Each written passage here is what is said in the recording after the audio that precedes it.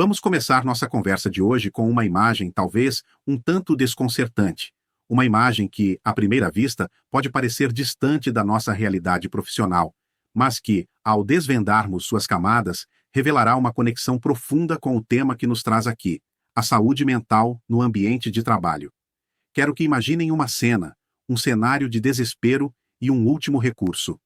A caixa de bebês em um quartel de bombeiros nos Estados Unidos. Não é uma caixa de correio, não é um armário de ferramentas. É um local pensado para acolher vidas, recém-nascidos, de mães que se encontram em uma situação limite, sem esperança, sozinhas, e que não veem outra saída senão a de entregar seus filhos anonimamente. Pensem na complexidade tecnológica por trás dessas caixas, reguladores de temperatura para o conforto do bebê, sensores que disparam um alarme silencioso para alertar os serviços de emergência, garantindo que o resgate ocorra em menos de 5 minutos. É o ápice da tecnologia a serviço de uma crise humana fundamental. Por que essa medida drástica? Porque essas jovens não querem ser reconhecidas ou vistas, especialmente em cidades pequenas onde todo mundo se conhece. É um ato de desespero, de invisibilidade, de ausência total de suporte percebido. É um refúgio, por mais controverso que seja, para evitar uma tragédia ainda maior. Não estamos aqui fazendo juízo de valor sobre as tais caixas. Há questões psicossociais muito graves que as envolvem. Agora, parem por um instante e tragam essa imagem para o nosso universo corporativo. Não estamos falando de bebês, é claro. Mas eu os convido a refletir. Quantos dos nossos colaboradores se sentem, diariamente, dentro de uma caixa invisível em seus ambientes de trabalho? Uma caixa feita de sobrecarga de demandas, de assédio velado ou explícito, de falta de clareza nas suas funções, de ausência de reconhecimento ou suporte, de uma autonomia que lhes é negada, ou de uma injustiça organizacional que corrói a alma. Assim como aquelas mães em desespero, que não desejam ser vistas ou reconhecidas em sua vulnerabilidade, nossos trabalhadores também podem se encontrar em um estado de profundo isolamento psicossocial. Seus alarmes podem ser silenciosos, um esgotamento que se arrasta, uma ansiedade paralisante, uma depressão que mina a produtividade e a alegria de viver, afastamentos médicos frequentes ou, talvez, um silêncio resignado que antecede um colapso. Eles, muitas vezes, não conseguem lidar com a situação e não veem uma saída para o sofrimento que se manifesta no ambiente de trabalho.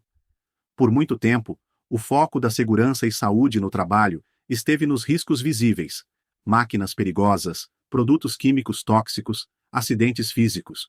E esses riscos, sem dúvida, são e sempre serão importantíssimos. Mas, e os riscos invisíveis? Aqueles que atacam a mente, o bem-estar emocional, a própria essência da nossa humanidade no trabalho? O Ministério do Trabalho e Emprego alterou o capítulo 1.5 da NR1, incluindo expressamente os fatores de riscos psicossociais relacionados ao trabalho no gerenciamento de riscos ocupacionais. Isso não é apenas uma formalidade burocrática. É um reconhecimento tardio, mas urgente, de uma crise que já está batendo à nossa porta. Os números não mentem. Em 2022, a Organização Internacional do Trabalho e a Organização Mundial de Saúde publicaram diretrizes sobre saúde mental no trabalho. Nessa publicação, estimou-se que no mundo, 12 bilhões de dias de trabalho são perdidos anualmente devido à depressão e à ansiedade, o que representa um custo de quase US$ 1 trilhão à economia global, relacionado, de forma predominante, à perda de produtividade. E aqui no Brasil, o cenário é igualmente preocupante. O mesmo documento aponta que, se somarmos os transtornos mentais referidos, ansiedade, depressão, estresse grave e transtornos de adaptação, eles figurariam em segundo lugar, representando 8,35% dos adoecimentos ocupacionais em 2022, perdendo apenas para a dorsalgia. Pensem nisso. Transtornos mentais ocupam o segundo lugar em adoecimentos no nosso país. É uma estatística alarmante que deveria nos fazer pausar e reavaliar a forma como construímos nossos ambientes de trabalho. Não se trata de verificar sintomas individuais ou sensação do que está ocorrendo no trabalhador, ou de medir algum sinal biológico, por exemplo, mas de se verificar as condições de trabalho a que ele está submetido. O foco é nas condições que podem levar a um desencadeamento ou agravamento de estresse no trabalho, esgotamento, depressão, entre outros. Não é para ser uma ação isolada de um departamento. É um esforço que exige a colaboração de todos, envolver todas as partes interessadas: recursos humanos, serviços de segurança e medicina do trabalho, gerência, alta administração, líderes de equipe e, fundamentalmente, os trabalhadores. É essencial comunicar-se de forma transparente, criar um ambiente de confiança, atribuir responsabilidades e, se necessário, buscar ajuda especializada. A preparação para esse processo é vital. Ela inclui a coleta de informações sobre a organização, o processo produtivo, os postos de trabalho e, claro, os próprios trabalhadores, inclusive dados sobre afastamentos e indicadores de saúde. A implementação da identificação e avaliação de riscos deve considerar a atividade real que o trabalhador desempenha, não apenas a tarefa prescrita. Deve-se avaliar e classificar o risco, e para isso, o implementador fará uma avaliação qualitativa do risco, com base em seu conhecimento e expertise. Após identificar e avaliar, entra-se na fase de implementação do controle e acompanhamento das medidas de prevenção. E aqui, a participação dos trabalhadores é fundamental. Eles são os vigilantes, que podem confirmar se as medidas estão sendo eficazes, se estão sendo mantidas, e se não, ajudar a revisar o processo de melhoria contínua.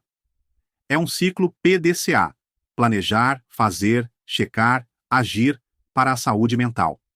Assim como a caixa de bebês representa um último recurso para salvar vidas quando todas as outras opções falharam, a implementação efetiva da NR1, no que tange aos riscos psicossociais, deve ser a nossa iniciativa para que nenhum trabalhador precise chegar a um último recurso de desespero e adoecimento no seu ambiente profissional.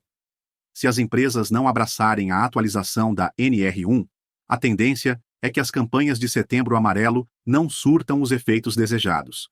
Nossas organizações não podem ser fontes de isolamento ou de sofrimento silencioso. Devemos ser os arquitetos de ambientes de trabalho que promovam o florescimento, a produtividade e a saúde plena. Este é o nosso chamado. Esta é a nossa responsabilidade. Vamos juntos construir locais onde a saúde mental seja tão visível e protegida quanto a segurança física. Vamos transformar nossas empresas em verdadeiros portos seguros, e não em caixas invisíveis que aprisionam o espírito dos nossos colaboradores. O momento é agora.